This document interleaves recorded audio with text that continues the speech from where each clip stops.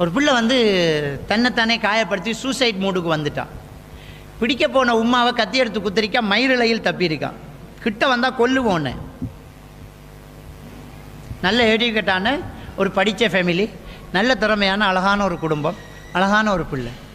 Suicide மூட்டில் கதவை பூட்டிட்டு உள்ளுக்கே இருக்குது. என்ன வந்து பிடிச்சி கூட்டிகிட்டு போயிட்டாங்க. ஹமீத் மௌலை வந்திருக்கார், வெளியே வா, அவரை போக சொல்லி, இல்லாட்டி நான் என்ன அறுத்துக்குவேன், நம்மளை கொலை கூட்டம் வந்துடும் போலைக்கான்னு நான் வந்துட்டேன் முடியாது. ஹமீத் மௌலை இப்போ போனா தான் நான் வெளியில் வருவேன், இல்லாட்டி நான் என்ற கழுத்தை அறுப்பேன். நான் பாப்பா வம்பு வேணான்னு நான் வந்துட்டேன். என்ன நடந்துச்சு? குழந்தை வளர்ந்துக்கிட்டு இருக்கும்போது நாம் ரொம்ப ஒரு பிள்ளை ஒன்று செய்கிறோம். என்னன்னு சொன்னால், நம்முடைய பிள்ளையோட நமக்கு இரக்கம் தானே, கேட்குறதெல்லாம் கொடுக்கறது, கேட்குறதெல்லாம் கொடுக்கறது. நம்மளோட பிள்ளைக்கு தோல்வி என்கிற ஒன்றே தெரியாது, அப்படி நாங்கள் வளர்க்க முற்படுறோம். அப்படி வளர்க்கப்பட்ட குழந்தை ரொம்ப பாதிப்புக்குள்ளாகும். அந்த குழந்தைக்கு வாழ்க்கை எதிர்நோக்கக்கூடிய சக்தி இல்லாமல் போய்த்திரு, பிரச்சனைகளை முன்னோக்கக்கூடிய சக்தி இல்லாமல் போகும். நம்ம குழந்தைகளுக்கு இழப்புகளையும் தோல்விகளையும் சந்திக்கக்கூடிய ஒரு மனோ வலிமையை நாங்கள் கொடுத்து தான் ஆகணும். அப்போ ரெண்டுலேயும் நம்ம பங்கு பற்ற வைக்கணும்.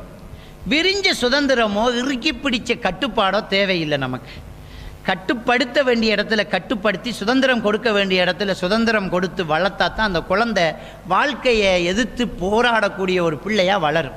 நீங்கள் பாருங்கள், ஒவ்வொரு O level results, A level results, scholarship results வந்ததுக்கு பிறகு 1-2 இலங்கை இழந்துக்கிட்டு இருக்குது, சூசைட் பண்ணிக்கிறாங்க.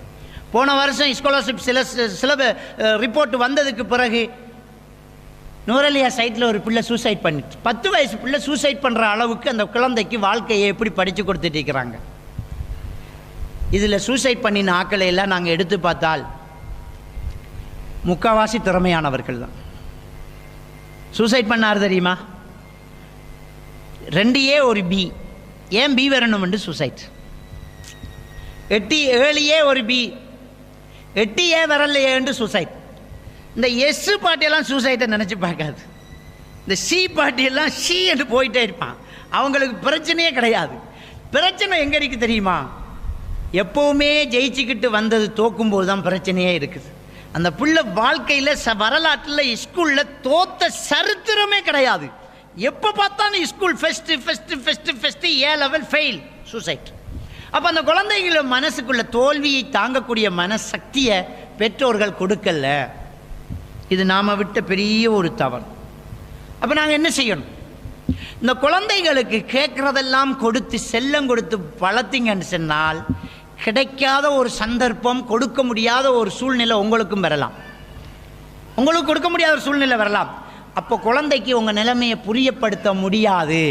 அப்போ அந்த குழந்தை உளவியல் ரீதியாக பாதிக்கப்படுது. இந்த ஹைப்பர் டென்ஷன் சொல்லுவாங்க.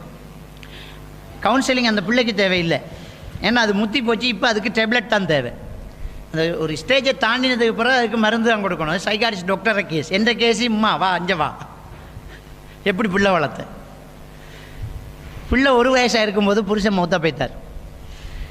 இன்னொரு கல்யாணம் பண்ணலை. இந்த பிள்ளையை வளர்த்து காட்டுறோம் பாரு என்ற ஒரு வைராக்கியம். இந்த பிள்ளை பாப்பா இல்லாத பிள்ளை எந்த குறையும் வைக்கக்கூடாது என்ற ஒரு தப்பான எண்ணம். பாப்பா இல்லாத பிள்ளை அந்த குடும்பத்தில் இருக்கிற எல்லாருமே அந்த பிள்ளை இல்லை, வாப்பா இல்லாத பிள்ளை என்ன செஞ்சாலும் கண்டுக்கிறதே இல்லை, என்ன கேட்டாலும் கொடுக்கறது. நெட்டில் அந்த பிள்ளை ஒரு மாடலை பார்த்துட்டு, ஒரு சாமானை பார்த்துட்டு, ரைட் இது வேணும், அது சைனாவில் இருக்கேன்டா, ஒரு மாதத்துக்குள்ளே அது வீட்டில் இருக்கும். 1 மாதத்தில் அது கிரெடிட் கார்டில் வாங்கப்படுது. எந்த நாட்டில் இருந்தாலும் உடனே அந்த குழந்தைக்கு வந்து சேருது. அந்த பிள்ளை ஆசைப்பட்டது எதுவுமே கிடைக்காம போன சரித்திரமே கிடையாது. இப்போ இந்த குழந்தைக்கு தோல்வியை ஏற்றுக்கொள்ளக்கூடிய மனநிலை இல்லை. இப்போ இந்த பிள்ளைக்கு ஒரு தோல்வி வந்திருக்குது கல்யாண விஷயத்தில். அது கிழக்கு மாநிலம் உங்களுக்கு தெரியும் சீதன கொடுமை எப்படி என்று.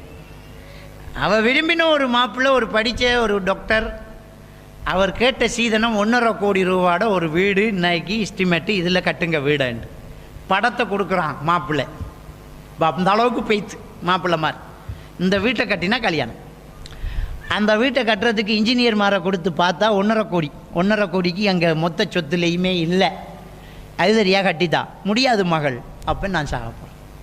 அந்த தோல்வியை ஏற்றுக்கொள்ள முடியும். அந்த நான் நினச்சது கிடைச்சி வந்துச்சு, இது கிடைக்கலையே, என்னால் தாங்க முடியலை. அப்போ அந்த பிள்ளைக்கு அந்த பிரச்சனை வர்றதுக்கு காரணமே அந்த தாய் தான், அந்த குழந்தைய வளர்த்த மற்றவங்க தான். நம்ம குழந்தைய கூட்டிட்டு ஒரு சூப்பர் மார்க்கெட்டு போகிறோம்மா, அந்த சட்டை பார்த்து மகள் 4000 ரூபா, அது சரி வராது. இருக்கும் 4000 ரூபா உங்கள்கிட்ட 4000 ரூபா இருக்குது இல்லை மகள், அது 4000 ரூபா நம்மளோட வம்சத்துக்கு அது காணாது. அப்போ அந்த பிள்ளைக்கு அதை வழங்கப்படுத்தணும். விலை கூட, அப்போ வேண்ட முடியாது, நம்மகிட்ட அவ்வளோதான் இல்லை. அப்படி வளர்த்து பாருங்க பிள்ளைய. பிள்ளை திரும்ப அடுத்த பிறநாளுக்கு என்ன செய்யும் தெரியுமா? பிடிச்ச சட்டோட விலையை பார்க்கும். உமாக்கிட்டே சொல்லாமல் போயிட்டு இருப்பான். உமா கஷ்டப்படுவா. சிலதை இல்லைங்கணும், சிலதை கொடுக்கணும், சிலது ரைட், ஓகே மால், ரைட், இது உங்களுக்கு தான்.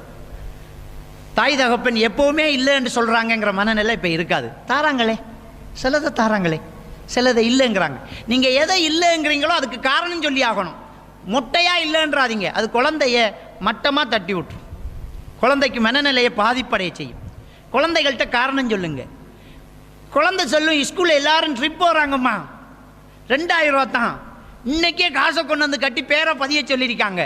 உங்கள்கிட்ட காசு இருக்குது, ஆனால் உங்கள் பொம்பளை பிள்ளைய ட்ரிப் அனுப்புறதுக்கு மார்க்கம் அனுமதி தரலை.